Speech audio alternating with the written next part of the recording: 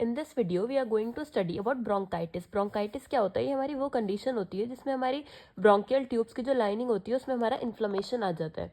It have reduced ability to breathe in air and oxygen into the lungs. They also have heavy mucus forming in the airways.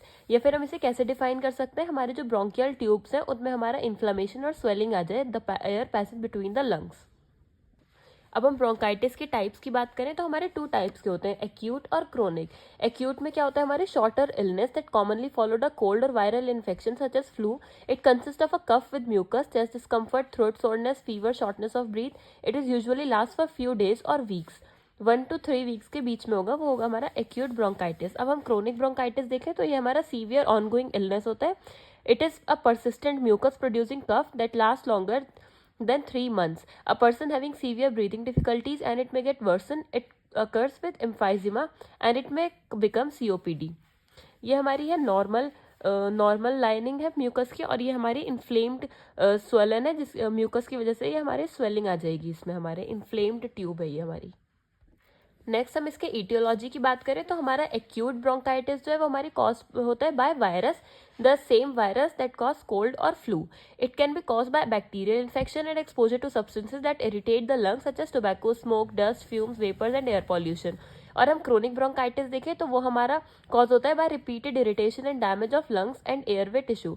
Smoking इसका most common cause है with other causes including long term exposure to air pollution, dust and fumes from the environment and repeated episodes of acute bronchitis. इसके हम aetiological agent देखें तो वो हमारा bacteria या virus हो सकता है. प्रीडिस्पोजिंग फैक्टर देखें जो कि कंट्रीब्यूट करते हैं प्रॉब्लम में, तो हमारे हो सकते हैं smoking, long term illness, immune deficiency और इमोबिलाइजेशन.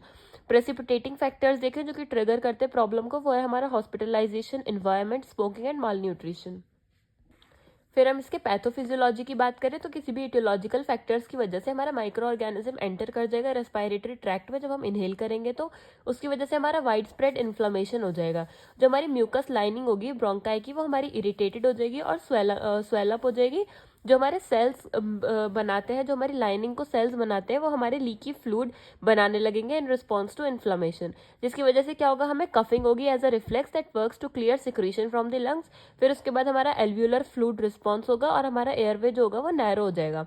इसकी वजह से हमारा वेंटिलेशन डिक्रीज हो जाएगा एज सिक्रीशन इंक्रीज. जैसे हमारा सिक्रीशन बढ़ेगा तो हमारा वेंटिलेशन डिक्रीज हो जाएगा.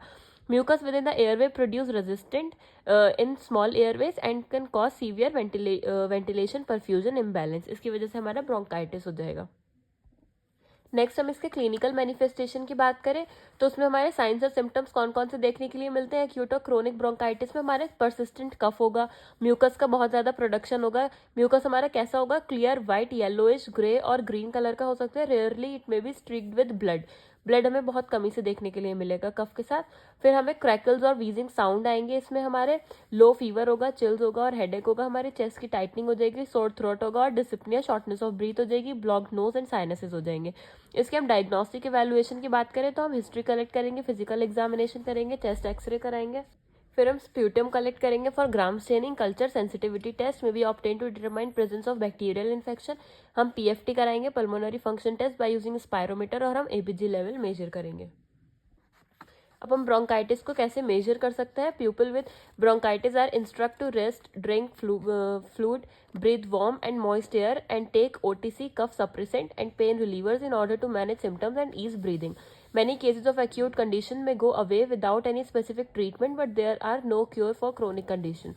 To keep bronchitis symptoms under control and relieve symptoms, doctor में प्रेस्क्राइब एंटीबायोटिक दे सकते हैं हम, एरिथ्रोमाइसिन, एंटीटर्सिव दे सकते हैं, codeine for suppressing the cough, bronchodilators देंगे ताकि ब्रोंकाई हमारी डायलेट हो जाए, म्यूकोलिटिक्स दे सकते हैं, acetyl cysteine to thin secretion, corticosteroid जैसे कि डेक्सामीथाजोन दे सकते हैं टू रिलीव इन्फ्लामेशन, और एंटीपायरेटिक दे सकते हैं हम फीवर के लिए. इससे हमारे क्या क्या कॉम्प्लिकेशन आ सकते हैं हमारे ब्रोंकाइटिस से? न्यूमोनिया हो सकता है, अस्थमा हो सकता है, या फिर COPD, chronic obstructive pulmonary disease हो सकती है.